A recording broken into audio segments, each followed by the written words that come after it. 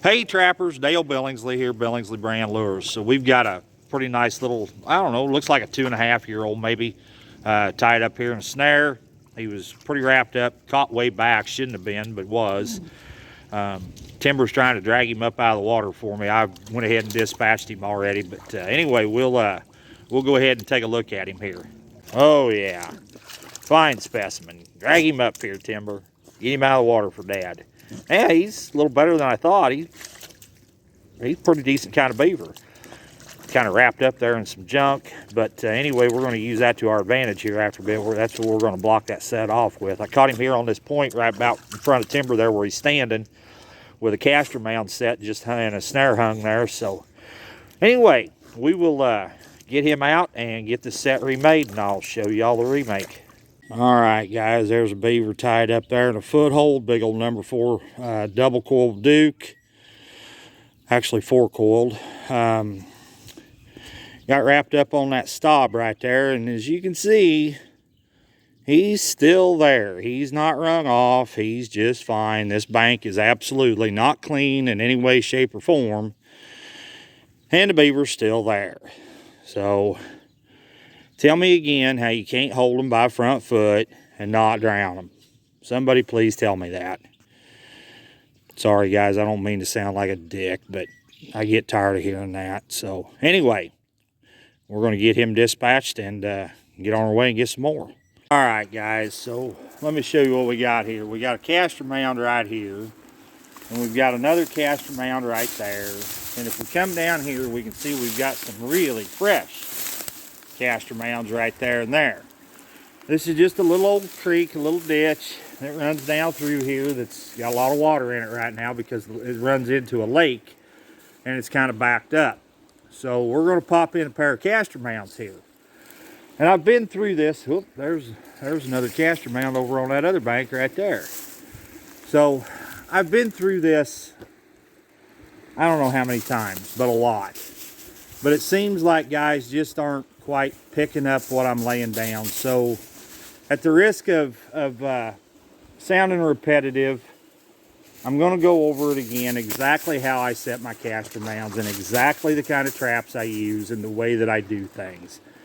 Again, for those of you that have got it, I apologize. But for those of you that aren't quite getting what I'm saying, this is for you. So stay with me. We'll get things set up here and I'll get right back at it. All right, guys. So what I've done is I took my spade and I cut this channel back into the bank. All right. I've got my caster mound right there, but laying right there with my spade. There is a little berm of dirt under the surface of the water out there. What that's for is so when that beaver comes in, they have an automatic reaction, okay? When he comes into this set, when he bumps that berm of dirt with his chest, he's going to put his front feet down. The bed for my trap is right there on this side of the berm of that dirt. Once he steps over that dirt, he's going down somewhere between 4 to 6 inches into a hole. That's where my trap is bedded. I want at least 4 to 6 inches of water over top of my pan of my trap. My traps that I use is the number 3 Bridger Doggone. And I don't care if it's offset jaw or laminated, it doesn't matter. It doesn't matter if it's 4-coiled or 2-coiled. If they're starting to show some age, they probably ought to have 4 coils. It's connected to 10 feet of 1/8-inch cable staked on the bank. You can see right there, it's not set up to drown. All right, I catch 80 to 90% of my beaver by the front foot, and I do not drown them. The reason I don't drown them, there's a couple of them, and this is just my opinion, okay? I'm not saying it's chiseled in stone, it's just my opinion. My opinion is a dead beaver at the bottom of a slide wire, even though they're underwater or in a conibear laying underwater, those other beaver see them, smell them, and know they are there. And they know they shouldn't be laying there dead. Live beaver up on the bank, they don't pay any attention to. Once in a blue moon, you will have one that gets bit up. It's my opinion that when that happens, it's the dominant old buck beaver that does it.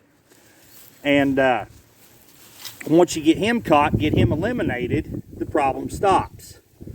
Okay? Now, I've heard my friends up in northern Minnesota, Wisconsin, Michigan tell me that this system will not work up there because those beaver will just get chewed to shreds. Okay, maybe. I personally would love to be able to go up there and trap those beaver one time just to do it and just to see. I've trapped beaver in some of the most highest populated places in the country as far as southeast Arkansas, south Mississippi. Yeah, you're going to have some damage. There's no doubt about it. You've got a high population of beaver. But my question is, was the beaver bit and chewed up before you caught him in the trap or after you caught him in the trap? Who knows? Unless you put a trail camera up to get witness of it, you don't know. Neither do I. So, it's purely speculation on both parts, mine and theirs as well. So, let me get this camera set up here just a little bit. I'll show you exactly where I placed the trap, how far back, how deep, and the whole schmeal. Alright guys, so we've got our trough dug back here. You can see that I'm back, a good 16 inches back, a good 10, somewhere between 10 and 14 inches wide is where you want to be. Wide enough to get a beaver up into it. Beaver's pretty big, pretty wide animal. You'll make sure you give him plenty of room to do it. Now, this berm of dirt is right here. You can see the water depth on my fingers. It's only an inch or so deep. But then it drops off. I'm clear to there. Okay? That's where I want my trap, right there. And always, always, always on the downstream side. The current is going to determine where that beaver comes into this set. He's going to swim down with the current, most likely, see the set, smell the lure, turn around, and come back. Well, the current guides him in here, okay? If it's really fast current, you might want to angle this set so it's facing downstream to get him up into it easier. Not much current here, pretty much a dead pool. I mean, there is some, not a lot. So the beaver can come into it straight on if he chooses. Now, I want that loose jaw with the center of my slider, my mount, okay? And then set it down in there good. That offsets that pan roughly about 3 inches. And if you measure a beaver from the center of his chest over to his front shoulder, a big beaver even, he's roughly somewhere in that 3.5 inches. So pan center, I'm 3 inches offset. And I'm back pan center about 8 inches. I hope that makes sense to you. I hope that I'm getting across what I'm trying to. And again, the beaver's not on any drowning cable. He's just tied up here. He'll be swimming here. Actually, he'll be stretched up that bank just as far as he can get, rolled up in a ball, sleeping the next morning. Take a little Iowa silver here. And keep your lure down as low as you possibly can. Okay? Even on a straight up and down bank. I want that lure down there low. If a little does a little good, a lot's going to do a lot of good, right? Now, flip that stick out there in the water and get that oil slick going out of my lure, washing down the bank. That's going to help pull them in even more. That's all there is to it. That's it right there. That's my system. That's my set. It's not mine. It's been used for hundreds of years when the white man first came west to trap beaver. The only difference is instead of cable and coil spring traps, they had double long spring traps and chain. They didn't have slide rods. They didn't have slide wires. They didn't have cable. They had traps and chain, and that's what they used. All right, guys. There's a beaver down there in a foothold we just put in yesterday. Looks like a 2.5-year-old to me from here anyway. Looks like he's probably caught by the back foot of the castor mound, so we'll go down there and take a look at him and get him dispatched and get it remade and get on our way. All right, guys, there he is. Kind of hung up there in the grass a little bit, but doesn't matter. He's still there. So anyway, we'll get him dispatched and get on our way. All right, guys, I hope that got through to those of you that were having maybe a little hard time with it. I wasn't trying to be an ass in this video. I hope I didn't come across that way. I was just trying to reiterate the fact as to what I'm doing and how I'm doing it so that you get it.